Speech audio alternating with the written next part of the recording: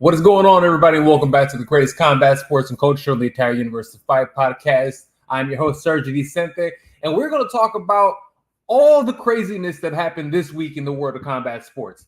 Boxing, MMA, pro wrestling, all kinds of really dope shit happened. So let me do that. But before we do that, everybody who's watching live, thank you guys so much. And then what we're also going to go ahead and do is that I want to make sure, You know what? It wasn't even sounding as amazing as it could.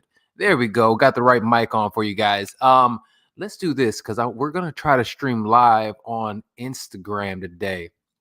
So let's go ahead and do that. Boom. We're going live. There it is. There it is. There it is. Everybody who's watching live right now on IG, on the Fight Podcast, thank you guys for joining us so very much on this. We're going to try to do this far more often for you guys, man. So, again, those who do not know, I'm SERG VICENTE. This is what we do, man. We're going to go ahead and break down all the fight news because there's been so much going on.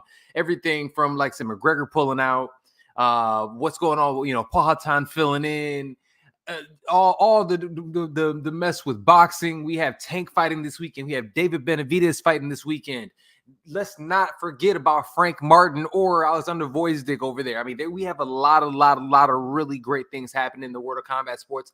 But let's go ahead and start off with this because I think out of anybody who had the worst week has to be Hunter Campbell. All right, Hunter Campbell and Dana White had a hell of a week this week because at the end of the day, everybody by now has heard the news.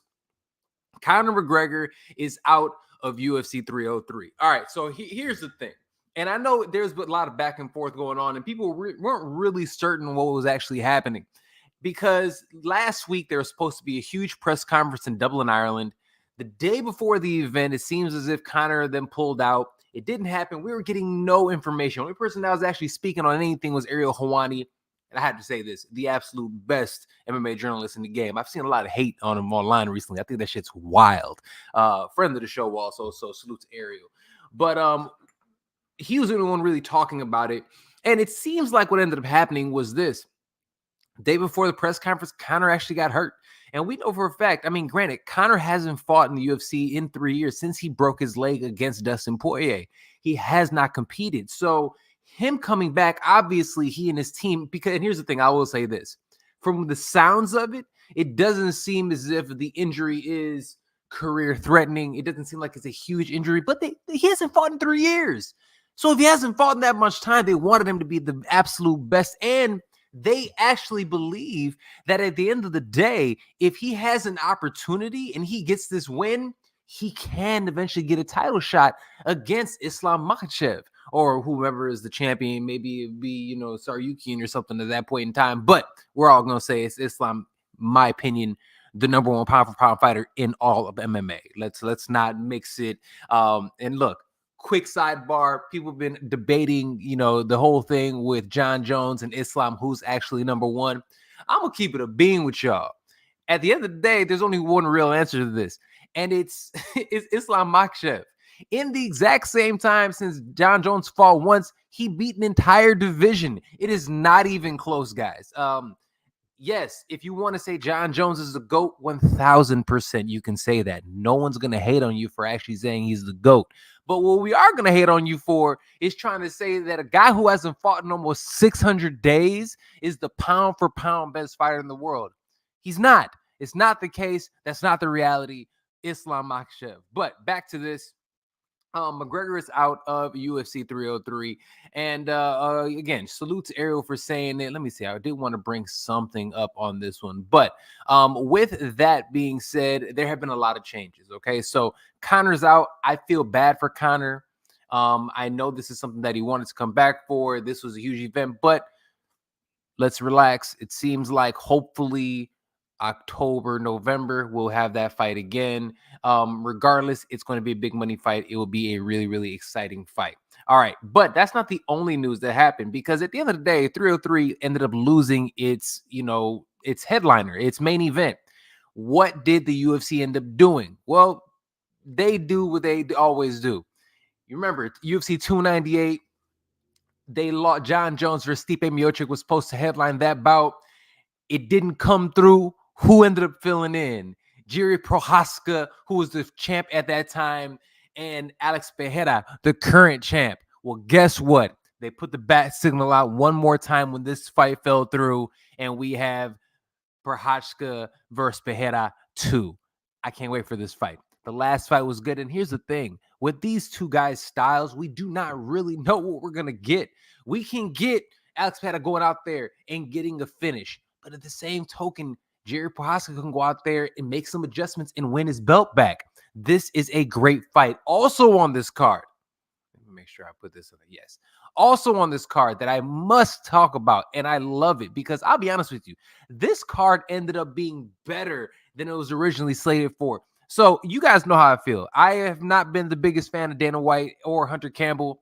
Salute to their fight news or their fight, what is it called? Fight Land or something, whatever their new show is on Roku. Really cool to be able to see kind of the inner workings of what they're doing. A little shady in the way that they're kind of, pressuring people to do stuff and kind of going out there and showing everybody, look, at the end of the day, this is what we want from fighters. This is what we expect from fighters, but whatever, do your thing. But salute to Hunter Campbell and Dana White.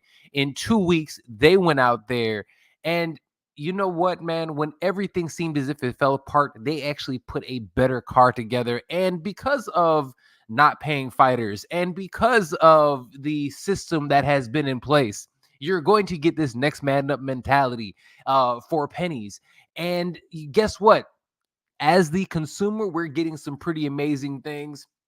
So we also got on this card, we have Brian T. City Ortega versus Lopez, and that fight in itself is going to be absolutely insane. And then we have 205's litmus test of litmus tests. If you can beat this guy, you're all right. We have Anthony Smith versus Carlos Ulberg. Ulberg, if you guys do not know, he is one of Adesanya's teammates over there in New Zealand. So he's been really rising the 6-fight winning streak. He is really rising the ranks of especially after his first fight in the UFC. He ended up taking the L, but ever since then he's looked great, and he's been getting finish after finish. So that in itself is going to be an incredible fight. Let's just run down the rest of this fight card really, really fast for you guys, because I'll be honest with you, it's pretty stacked. Headliner of this is going to be, like I said, Alex Pereira, Jerry Prochazka.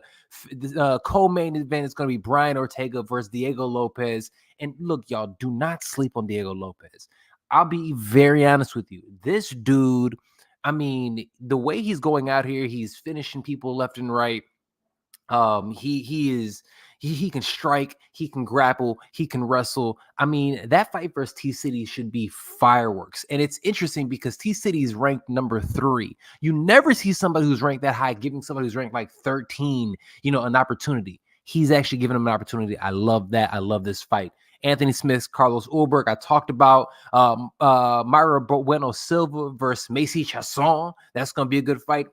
Arguably the second best, or it could be the most entertaining fight in the entire night. We're going to get Ian Gary Machado versus Michael Venom Page. That's going to be insane. What else? Cub Swanson, Andre Touchy-Feely.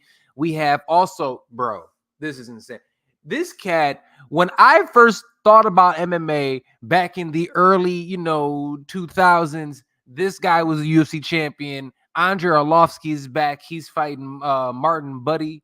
And then we also have Ricky Simon on this fight card as well. This card is stacked. Salute to the UFC for making this happen. I love every bit of it. All right. Transitioning on. Let's move on. Is that last one I want to talk about UFC changes. We have to talk about this. Unfortunately, not only are we changing a lot we lost the main event in UFC 303, we're also losing the main event for the Ryder card, the Saudi Arabia card, the UFC Fight Night. It was supposed to be Robert Whittaker versus Khamzat Chimaev. Unfortunately, Khamzat Chimaev, from Dana White saying he's like deathly ill. He has a terrible illness. So we have Robert Whittaker going in there against Aliskerov. Now, I'll be honest with you about this dude. This is a a high risk, low reward fight for Robert Whittaker, but salute to him for doing that. And man, you gotta feel bad for somebody like Khamzat Chimaev. Khamzat Chimaev, his first 3 fights in UFC were in 65 days. Think about that. 65 days, he had his first 3 fights. His next 4 fights have taken 4 years. It's insane. He's hit a string of bad luck. I mean, think about the people that Khamzat could have had in his career right now. He could have fought Leon Edwards. He could have fought Robert Whittaker. He could have fought, I mean, just the litany of guys he could have already fought, man. It says a lot, but I hope he gets better. I hope everything's right with him. All right. Moving right along, let's go ahead and transition a little bit into let's talk about some boxing. We do have some great fights this weekend. Is anything else I want to talk about? MMA? No, that's it. All right. In terms of boxing, we have a great fight this weekend. I think it's really going under the radar. People are sleeping on it. We got Tank Davis versus Frank Martin. Oh my God. This is a fight that, as a fight fan, you have to love. Tank Davis, 29-0, 27 knockouts against Frank Martin. Frank Martin's record is 18-0 with 12 knockouts. Frank Martin is under the under Errol Spence Promotions. So that's going to be interesting, seeing how everything's working out over there, especially because they're working with the same trainers. We'll see what happens. But this fight's going to be great. I mean, if you don't know anything about Frank Martin, he's a southpaw. He is very schooled. He's an incredible athlete. Even used to wrestle back in the day. And we already know. I mean, Tank Davis is arguably the head of the pack in terms of leader of the new school. I even say, in terms of some of the young fighters. Some people call him the face of boxing. He knocked out Ryan Garcia. He's knocked out Leo Santa Cruz. He's going out there just touching people up. But people always question in terms of is he fighting the best of the best? And I'll be honest with you guys, if you do not know, Frank Martin, granted, and I'll say this, and I preface my statement saying this. Some of his last few performances haven't been what a lot of people have liked, but some things that he has done in those performances that he's gotten late knockdowns. He's dug deep in order to win these fights, and he is a extremely well-schooled fighter against somebody like Tank Davis. Another southpaw going at it. This is going to be something that I think he's really going to push Tank. Now, am I saying that Tank's not going to win? Nah, I got Tank winning the fight. But I think he's going to get pushed more than I think a lot of people anticipate. I think this is going to be a great fight. And here's the thing. Even a lot of people are going out here saying things like, look, Frank Martin is spooked. A couple days ago, he even, they had a face-off. And look, I'm going to show you guys here. He got a super hard punch.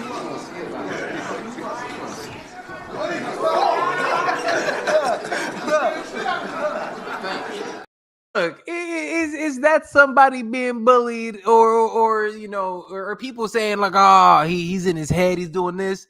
Man, I seen that left ready.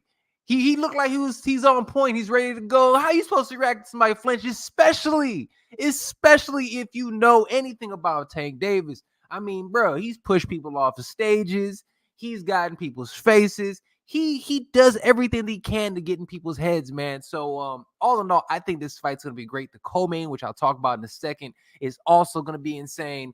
But no, man, I think this is going to be a great fight. I think it has a fight of the night capabilities because I think Frank Martin is going to come to play. What do I think is going to happen? With all that being said, I'm going 10th round KO, Tank Davis. I'm saying that. All right. Let's talk about this before moving to the co-main event.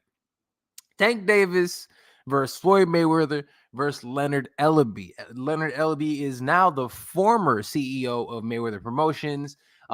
In the exchange that we showed a couple minutes ago, you saw that there's Leonard is there and everything, and Tank Davis is represented by Mayweather Promotions. They've always had kind of a spicy relationship.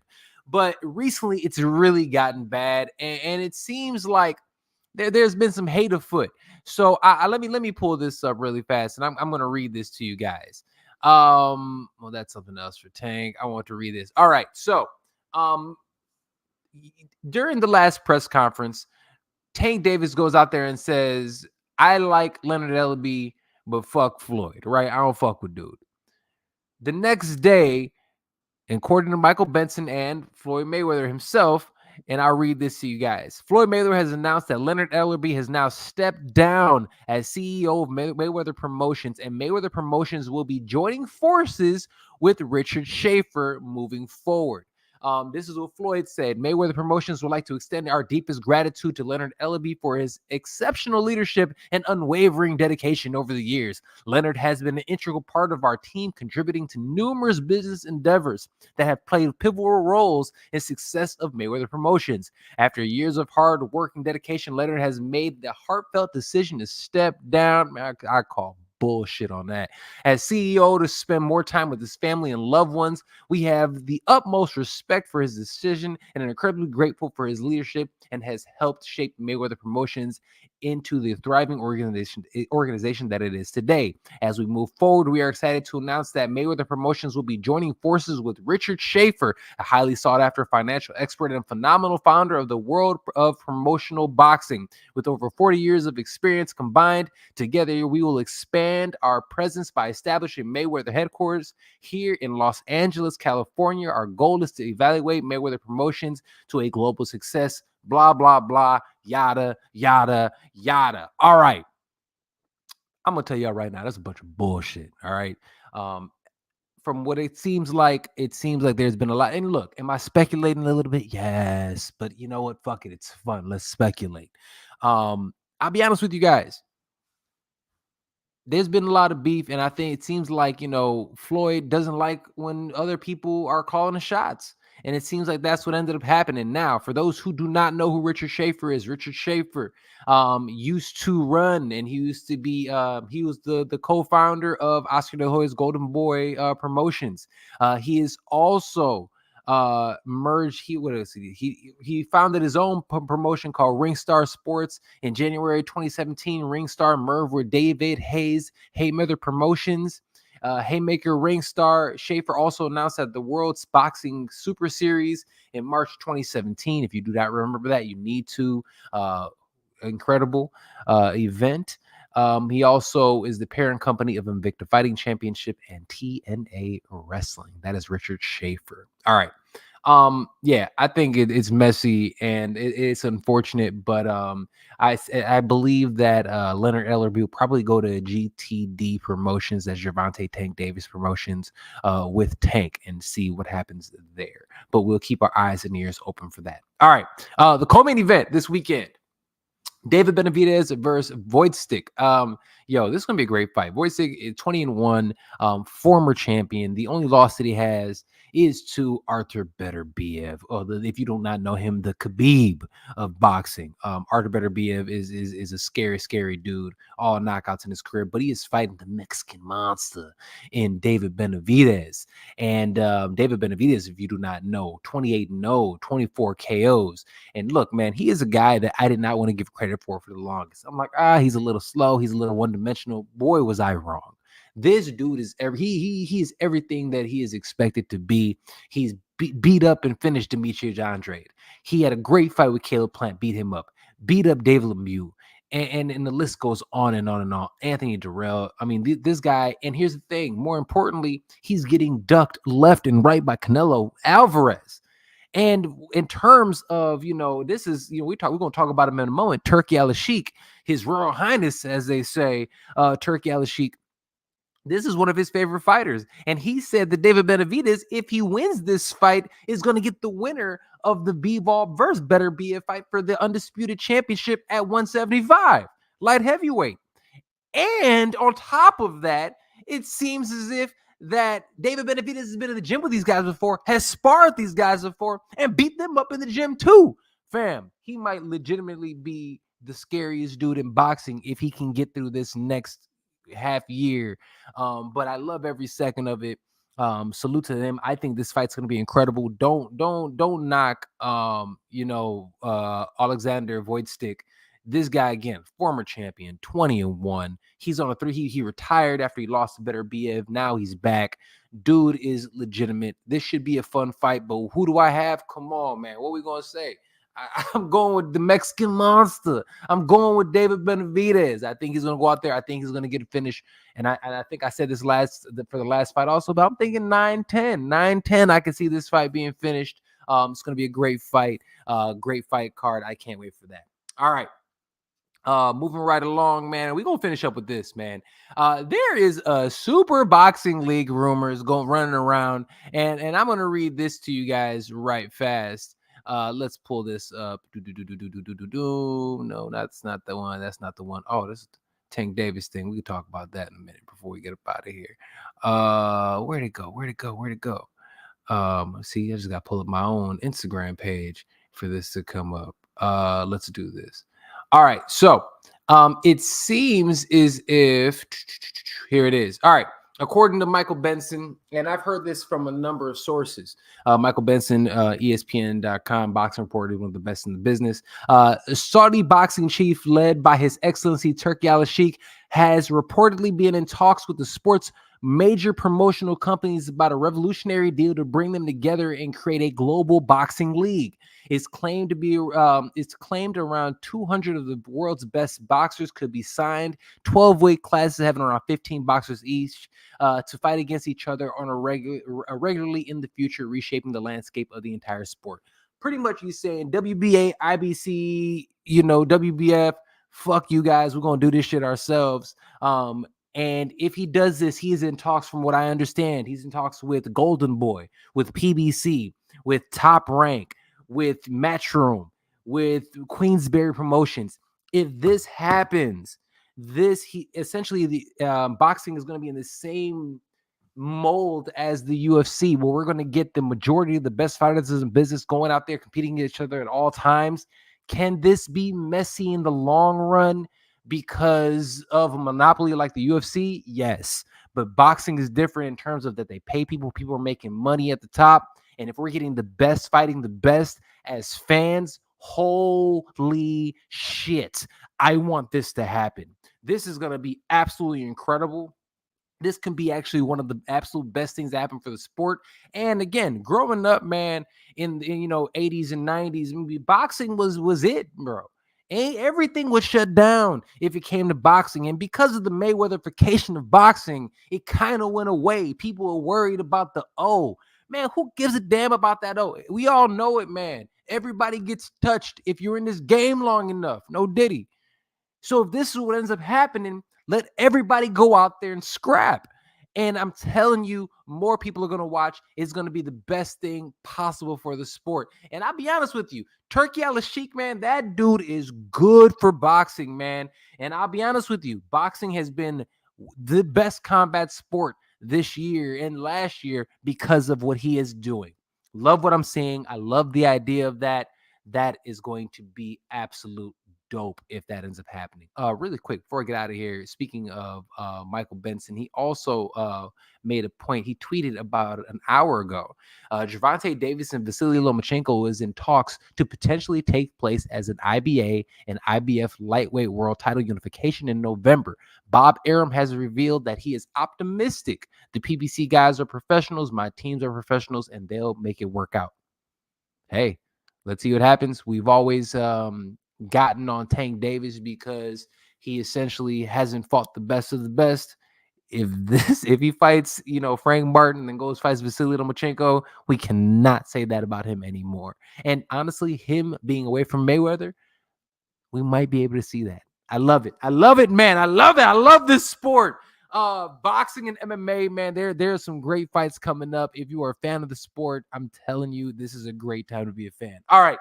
With that being said, that's about all the time we have today. I told you, man, I'm just in here, give y'all the news and get up out of here. I'm not going to give y'all no random nonsense that you don't need, at least not today. All right. Love y'all. Make sure you guys check us out everywhere. Like, share, and subscribe. Like the video. Also, make sure you get yourself some merch. We have merch, Etsy.com/shop. /Fight Pod Shop. Check us out today. We have some merch there and so on and so forth. All right. Love y'all. I'm your host, Serg Vicente. Follow me on Twitter at the Serg Vicente. Follow me at the Serg Vicente on IG as well. Love y'all. Peace out. Oh, we got to give y'all this first.